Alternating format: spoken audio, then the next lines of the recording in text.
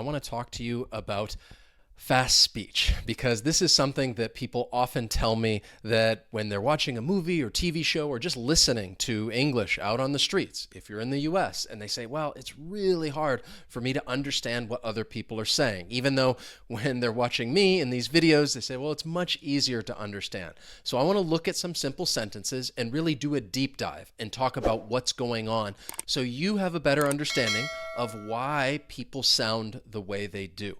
And I know everybody has different speaking goals. You should never feel like you need to speak with one accent or another, because some of the things that I'm going to talk about, they are more closely related to the American accent. So this is the dialogue that I would like to practice, and we're going to go over it and really look at what's going on with each of these sentences. So I'll go ahead and say the dialogue. You can just listen to me say it right now. What's up with the bus? Should we keep waiting around? It's your call, but I think we may want to consider other options. We're going to have to get an Uber if we want to make it on time. I'm going to see if I can find one on the app. Pretty simple, easy enough to understand, especially now that you're able to read it. But I know reading and listening are two different things, but let's have a look at what's going on. And of course, one thing I want to point out, if you would like to get the lesson notes, check out the link down below in the description. You can join our email community. My name is Wes. The channel is Interactive English. It's all about trying to help you reach your fluency goals. So the first two questions. What's up with the bus? Should we keep waiting around? The first thing I want to point out is the phrase, what's up with something? This is used to say that you just don't understand something or you're asking for an explanation. So in this context, if somebody says, what's up with the bus? Then basically it implies that maybe the bus is late and something's wrong and you don't know what's going on. And that's really the situation that we're in. When I start out with the question, well, what's up with the bus? Should we keep waiting around? So here are some different things that are happening. The first thing I want to talk about is linking. What's up? So linking is when we link the final consonant sound of one word with the beginning vowel sound of the next word. So we can link the final consonant sound in what's with the beginning vowel sound in up. What's up? With the, there's some co-articulation. This is when you have overlapping sounds. You have a voiceless th in with and a voiced th in the. And you feel that vibration when you say the. But essentially, your tongue is going to move into the position as well as your mouth with that th sound in with the, and you're going to release into that voiced th sound. Should we keep waiting around? So there's a few things I want to talk about here.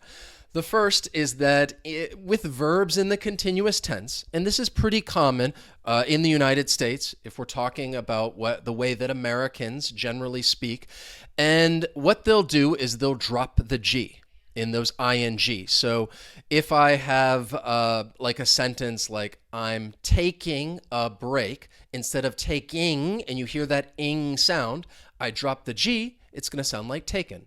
Taken. I'm taking a break.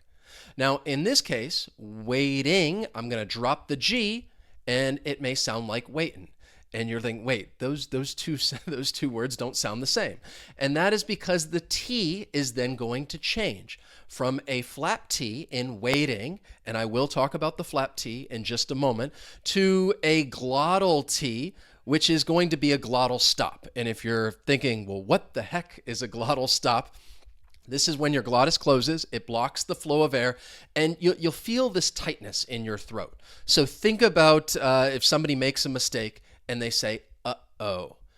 In between those sounds, that uh-oh, you can feel that glottal stop, uh-oh, and your glottis is closing. So there are times when the T is going to be a glottal T, and this happens when you have the T followed by an N sound. And there are many individual words in which this happens. So mountain, you may hear people pronounce it with a T, or mountain. Kitten, all right, instead of a true T, I'm going to say kitten with a glottal T. So instead of waiting, I'm going to say waitin'. Now, this is not a fixed rule. You may hear somebody say, in this case, the flap T, waiting, or the glottal T, waitin'.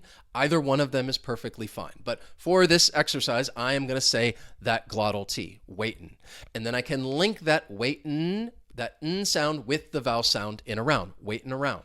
Give that phrase a try, waitin' around, waitin' around.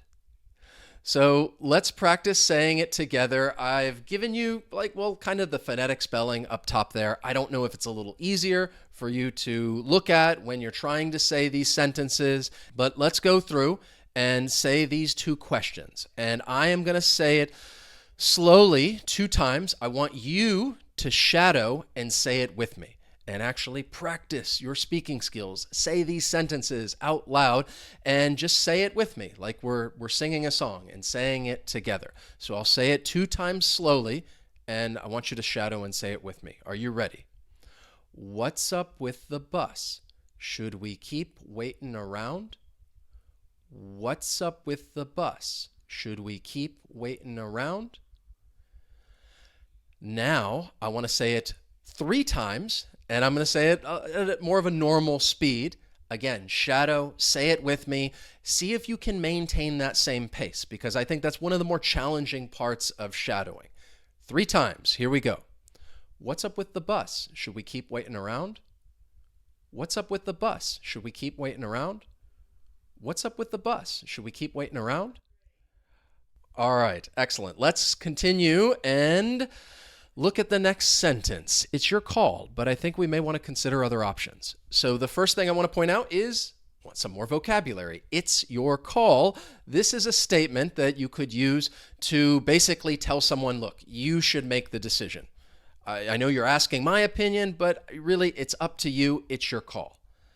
So with this sentence, there are several different things happening. The first is assimilation. This is when you have 2 sounds, they blend together to create a new sound. This is not a fixed rule. It's not always going to occur. You may hear people pronounce those individual sounds. But in this case, that TS plus the Y sound in your, they blend together and you get a sh, like it's your call.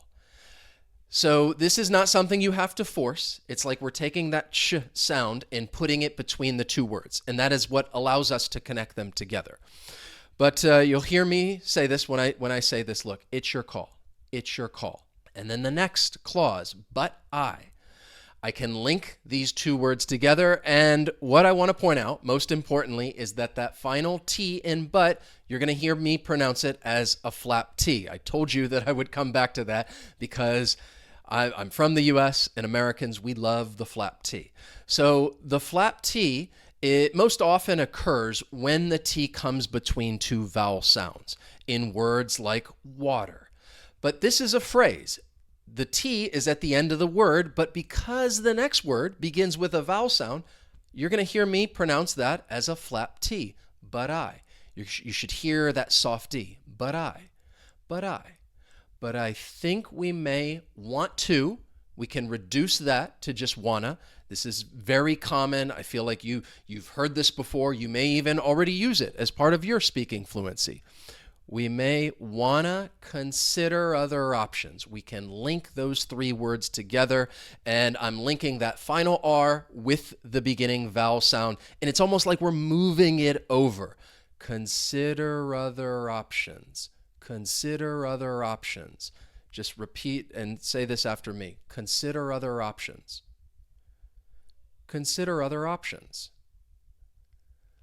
Good. Let's say the sentence together. Once again, I want to shadow and really have you say it at the same time and see if you can maintain that same speed. So I'll say it 2 times slowly and then 3 times at more of a regular speed. But let's say it slowly together. Ready? It's your call, but I think we may want to consider other options. It's your call, but I think we may want to consider other options. Okay, so now I trust that you were saying that with me. Let's say it at more of a normal speed. I'll say it 3 times. Try to say it with me. Try to maintain that same speed. Here we go. It's your call, but I think we may want to consider other options. It's your call, but I think we may want to consider other options. It's your call, but I think we may want to consider other options. All right, you're doing great. You're doing great. Let's keep moving along with our next sentence. We're going to have to get an Uber if we want to make it on time. So an Uber, this is like a taxi. They operate in many different parts of the world. If you're unfamiliar what Uber is. So what's happening with this sentence? Going to, we can reduce that to gonna. This is very common. Again, you may already be using it when you're having a conversation. Have to, I can also reduce that to have to. It is a little tricky when you have one right after the other. We're going to have to. We're going to have to. Give that a try. Repeat after me. We're going to have to. We're going to have to. Get an Uber. I can link that entire phrase. The final T in get, you'll hear me pronounce it as a flap T that I can then link with the vowel sound in an. Get an Uber. Get an Uber. We're going to have to get an Uber. If we want to, we can reduce that to wanna and then make it on time. Make it on. I can link those three words. And there you see it again, that T. I told you, Americans love the flap T. You'll hear me pronounce it with that soft D sound. But I can link all those three words together, make it on time. Repeat this phrase after me. Make it on time. Make it on time. All right, I think you're ready. Let's practice saying this together 2 times slowly and then 3 times at a faster speed. So let's start and say it slowly and say it with me. We're going to have to get an Uber if we want to make it on time. We're going to have to get an Uber if we want to make it on time. Now let's say it a little faster, 3 times. Repeat after me. Try to maintain that same pace. We're going to have to get an Uber if we want to make it on time. We're going to have to get an Uber if we want to make it on time. We're going to have to get an Uber if we want to make it on time. Nice. Let's look at the final sentence. In this situation, in this dialogue, the other person responds and says, I'm going to see if I can find one on the app. So what's happening when I just said that statement? The first thing is, I'm going to. Now, I told you that going to may get reduced to gonna. I'm gonna. That's very common. You can use that. But you may hear people reduce I'm gonna even further, and it's going to sound like I'm gonna. So this is not something that you have to do. I know when I've taught people this, sometimes they say, well, I just don't feel very comfortable with it. And that is perfectly fine. Do not feel like you need to say I'm gonna. If you want to use I'm gonna, that works. But I told you that I think this is good for your listening comprehension because when you watch a movie or TV show, you may hear that I'm gonna. So instead of I'm going to cook dinner, I'm gonna cook dinner. Or I'm going to go to the mall, I'm going to go to the mall. So when I said those sentences, hopefully it was easy for you to pick out that I'm gonna, and in your mind, you're like, okay, yes, that means I'm going to. So I'm gonna see if I can link those 2 words together, can find. So in this case, find, I'm pronouncing that D sound at the end and releasing it, but that's not really how you're going to hear people pronounce the word because elision is going to occur. This is when sounds or syllables get removed. And this sometimes happens when a T or a D follows an N sound. So instead of find, it may just sound like fine. Like if I said, I cannot find my phone. I can't find my phone. I can't find my phone.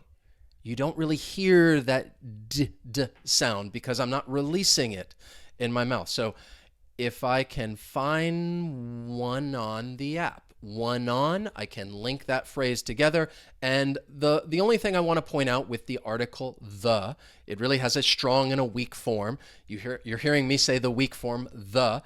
And that occurs when the next word begins with a consonant sound. The car, the cup, the glass. But when the word begins with a vowel sound, then you may hear that strong form, the app. App begins with a vowel sound. The elephant, the air. So just something to keep in mind as we go through this sentence. And I want you to say it with me. I'll say it twice slowly. If you want to try and use that I'm gonna, feel free. But if you want to use I'm gonna, that's also okay. But let's say it twice slowly, and then we'll say it 3 times at a faster speed. Are you ready? I'm gonna see if I can find one on the app. I'm gonna see if I can find one on the app. Now let's say it a little faster, 3 times. I'm gonna see if I can find one on the app. I'm gonna see if I can find one on the app. I'm gonna see if I can find one on the app. I think we are now ready to practice this entire dialogue. And what I'd like to do, I'll say it one more time so that you can hear it again in its entirety. And then I want you to practice and say it with me. And I'll be A, and then you can be B, and we'll switch. So just to say it one more time, what's up with the bus? Should we keep waiting around? It's your call, but I think we may want to consider other options. We're going to have to get an Uber if we want to make it on time. I'm going to see if I can find one on the app. Okay, so I am going to start out. I will say A. I want you to say B, and we'll see if we can kind of sync up this conversation so that it sounds natural, because I'll give you a moment to say the sentence. So let me start out. I will say A, and I want you to say B out loud. Okay, here we go. What's up with the bus? Should we keep waiting around? We're going to have to get an Uber if we want to make it on time. Okay, good. I trust that you were saying these sentences and having this conversation with me. I want to switch, and now I want you to say A, and I am going to say B. So you are A. You can begin now.